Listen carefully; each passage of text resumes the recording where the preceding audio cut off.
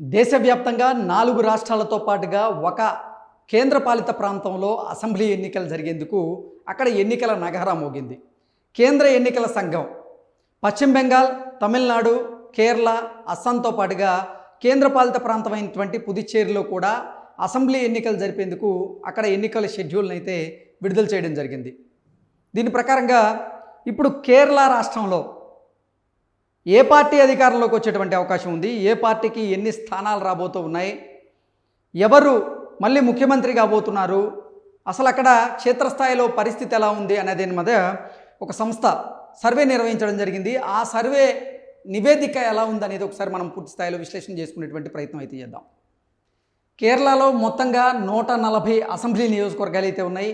ఈ 140 అసెంబ్లీ నియోజకవర్గాల్లో గాను ఎల్డిఎఫ్ పార్టీ ఈ కూటమి 61 నుంచి 71 అసెంబ్లీ నియోజకవర్గాల్లో సత్తా చాటబోతున్నట్లుగా తెలుస్తోంది. ఇక యూడిఎఫ్ కూటమి 58 నుంచి 69 అసెంబ్లీ నియోజకవర్గాల్లో సత్తా చాటేటువంటి అవకాశం ఉందన్నట్లుగా ఈ సర్వే సంస్థ మనకు తెలియజేస్తోంది. ఇక ఎన్డీఏ కూటమి అక్కడ 2 నుంచి 2 స్థానాలని కైవసం చేసుకునేటువంటి అవకాశం ఉంది అన్నట్లుగా ఈ సర్వే సంస్థ మనకు తెలియజేస్తోంది. ఇతరుల విషయం చూసుకున్నట్లయితే వారు ఒక స్థానాన్ని కూడా గెలిచేటువంటి ఆ పరిస్థితి అయితే అక్కడ లేదు అంటూ ఈ సర్వే సంస్థ ఐఏఎన్ఎస్ అనేటువంటి సర్వే సంస్థ మనకి తెలియజేస్తోంది. ఇక ఇది సీట్ ప్రొజెక్షన్స్ మాత్రమే.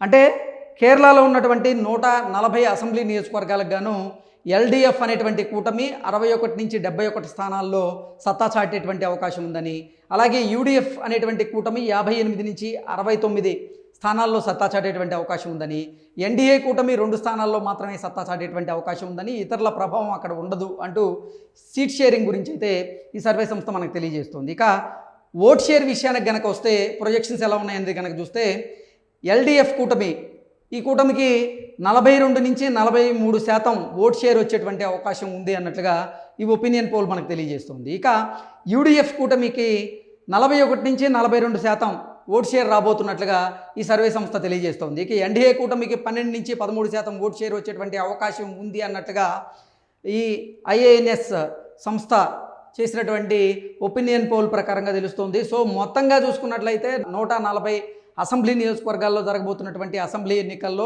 ఎల్డిఎఫ్ కూటమి ఖచ్చితంగా 61 నుంచి 71 స్థానాలు కైవసం చేసుకొని అధికారాన్ని చేజిక్కించుకునేటువంటి అవకాశం ఉంది అన్నట్లుగా ఈ సర్వే సంస్థ తెలియజేస్తుంది. ఇక అలాగే యూడిఎఫ్ కూటమి కూడా 58 నుంచి 69 స్థానాల్లో కైవసం చేసుకునేటువంటి అవకాశం ఉంది. సో అక్కడ పోరు హోరాహోరీగా ఉండేటువంటి అవకాశం ఉంది.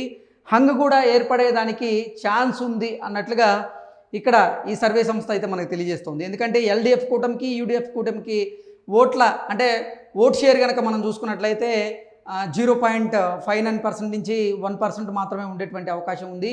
అది పోలింగ్ సమయానికి కనుక మారితే సో ఈ అంచనా తప్పయ్యేటువంటి అవకాశం ఉంది. కాబట్టి అక్కడ హంగ్ ఏర్పడేటువంటి అవకాశం స్పష్టంగా ఉంది అన్నట్లుగా ఈ సర్వే సంస్థ మనకు తెలియజేస్తుంది. సో దీని ప్రకారంగా చూసుకున్నట్లయితే ఎల్డిఎఫ్ అనేటువంటి కూటమి మాత్రం 61 స్థానాల నుంచి 71 స్థానాలను కైవసం చేసుకొని అధికారాన్ని చేజిక్కించుకునేటువంటి అవకాశం ఉంది అన్నట్లుగా ఈ ఐఏఎన్ఎస్ సంస్థ అయితే తెలియజేస్తోంది.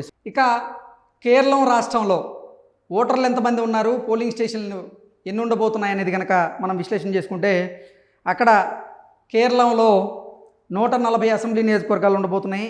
ఇక ఓటర్ల విషయానికి వస్తే 2,71,6,059 మంది ఓటర్లు అక్కడ ఓటు హక్కునైతే కలిగి ఉన్నారు. ఇక పోలింగ్ స్టేషన్ల విషయానికి వస్తే 30,471 పోలింగ్ స్టేషన్లు అక్కడ ఏర్పాటు చేయబోతున్నారు. ఇక్కడ ఏప్రిల్ 9వ తేదీన పోలింగ్ జరగబోతుంది. అలాగే మే 4వ తేదీన అక్కడ ఓట్ల లెక్కింపు అయితే జరిగేటువంటి అవకాశం ఉంది. సో మొత్తంగా చూసుకున్నట్లయితే ఈ సర్వే సంస్థ ఇచ్చిన దాని ప్రకారంగా ఎల్డిఎఫ్ అలాగే యూడిఎఫ్ మధ్య హోరాహోరీ పోరు ఉండేటువంటి అవకాశం ఉందని, ఈ పోరులో ఎల్డిఎఫ్ కాస్త మెజారిటీని కనబరిచేటువంటి అవకాశం ఉంది అన్నట్లుగా ఈ సర్వే సంస్థ మనకు తెలియజేస్తుంది. Thank you so much.